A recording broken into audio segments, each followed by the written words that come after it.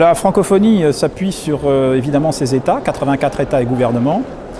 Nous avons ici la première place diplomatique à Bruxelles, au monde. Et donc le groupe des ambassadeurs est un groupe qui existe depuis une dizaine d'années. C'est un groupe qui a pour vocation de fédérer les francophones.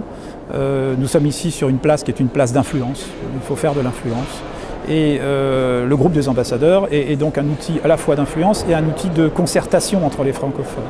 Alors ce que j'ai moi souhaité faire avec ce groupe, c'est éviter de demeurer sur des débats qui seraient des débats strictement linguistiques autour de l'usage du français.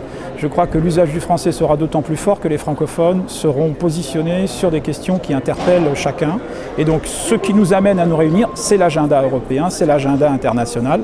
Alors la représentation permanente donc anime en quelque sorte ce groupe en proposant à la fois les thématiques qui collent à l'agenda européen et en même temps des intervenants qui font une première présentation qui nous inspire et qui permet d'ouvrir le débat ensuite. On a eu des débats évidemment sur la crise ukrainienne, l'Ukraine est un membre observateur de la francophonie, ou sur les relations à la Russie.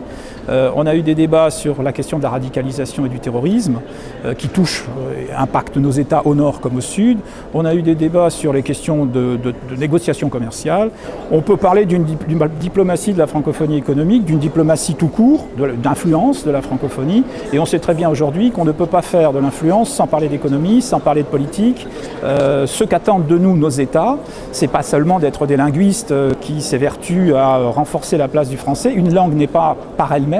Une langue, elle est porteuse de valeurs, elle est porteuse d'idées et elle est au service des peuples. Il faut que le français soit une opportunité. Et s'il est une opportunité économique, là, effectivement, il peut intéresser les apprenants et il peut intéresser des gens qui seraient tentés de l'apprendre pour se donner des opportunités de carrière, d'emploi et d'autonomie personnelle.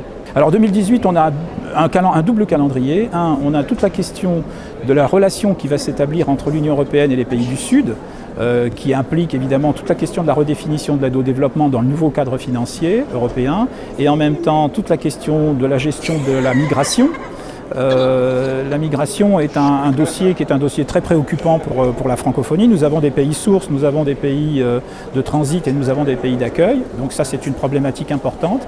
Et nous avons un deuxième dossier qui est la question de la manière dont on va traiter les pays des Balkans occidentaux à l'avenir, puisque tous ces pays sont dans la francophonie et que donc leur avenir nous importe beaucoup.